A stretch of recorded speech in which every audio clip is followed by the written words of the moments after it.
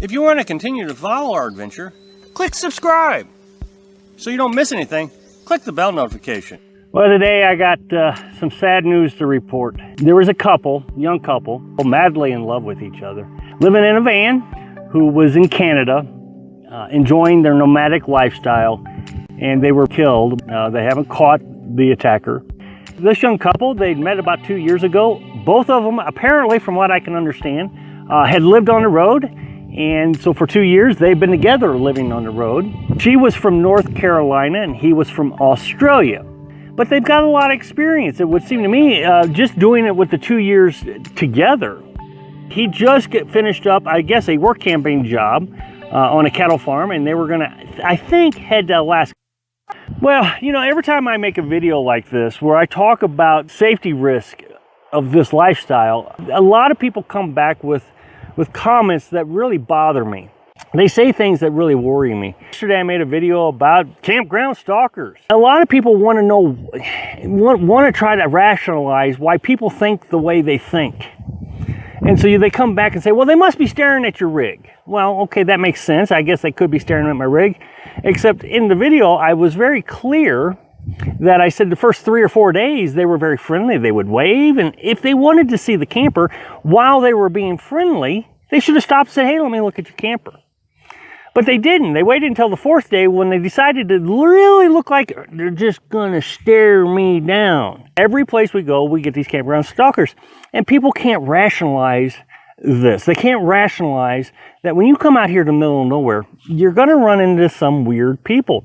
You're going to run into people that you don't normally run into in society. So it's easier to say, hey, Rob, you're the crazy one. You're the one that just paranoid and really got some issues. You need to really relax a little bit.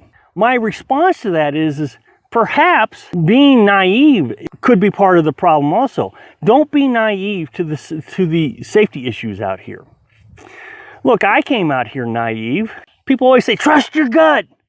And as soon as you trust your gut, then they say, oh, you're being paranoid. Here's a perfect example. When I was in Florida in the pop-up camper, I had a gut feeling that something wrong was going to happen. The ranger told me about this guy who's just kind of mentally ill, and he told me about a camper a few miles down the road that has tires slashed.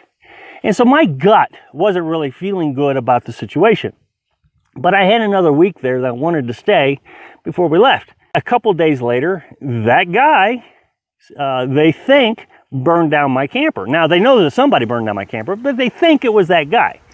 Well, if I'd have trusted my gut, I would have left. But no, I was naive. So being naive got me in trouble. So now I'm suggesting, okay, wait a minute. Let's not be naive anymore. Let's always be on guard. You know, I told you about a story a while back about a couple that was attacked at the Appalachian Trail in Virginia, West Virginia area.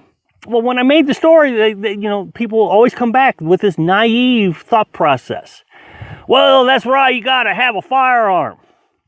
Look, I'm not opposed to firearms. That's fine if you want to have a firearm, but you got to think about that statement.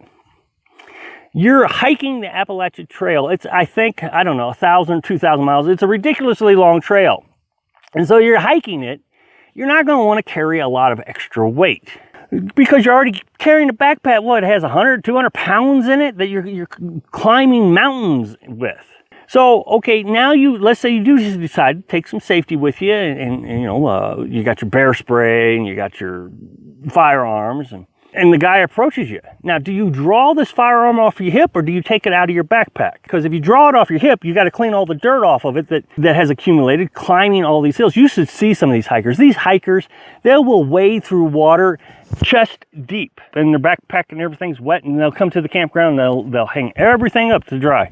Or you pull it out of your backpack, all the while the bad guy is bludgeoning you. Now, another thing that worries me a lot, and I've seen so many YouTubers, and now we see this couple in Canada who have older vehicles. Now, I'm not saying the newer vehicle is flawless. Just the other day, my newer vehicle, 2015 Chevy Colorado, I bought it off the lot. I'm the first owner, the only owner. I know all the maintenance that's been done to it, and I know it's been well taken care of. Mice got under the hood and chewed up one of the wires, and it made my vehicle not run properly. Well, here we have this couple in Canada. You can see in the picture here that it's an older vehicle. Now, we know from the report that the vehicle died. It wasn't running. And so they were trying to get some help. And this is when the bad guy approached them and killed them. But, you know, we talked about this lady who was stuck in a Walmart parking lot. She identified who she was in my comment section. So I went and checked out some of her videos. She had to be towed to Home Depot. She had this neighbor that it sounded like was kind of weird. And so she wouldn't have been able to leave if this weird neighbor would have done something mean, terrible. So we need to think about why folks are coming out here. A lot of people come out here for freedom. That's the key word for a lot of folks. Well, we can also kind of interpret that as rebellious. They don't like the freedom the country is providing, so they want more freedom. And they want to be able to do things that apparently society won't let them do. And so you'll see it even in hunting season. You know, hunters will come out and they'll get drunk, and at midnight they'll start shooting their firearms up in the air. Well, that's a freedom that they wouldn't be able to do in their home, right? Well, here now they've just put anybody in that area in an unsafe condition. So these folks aren't even worried about your safety. There's a big event every year that people come out to participate in. And the host of that big event has even said, no cameras at the event in case there are people who are avoiding going to jail.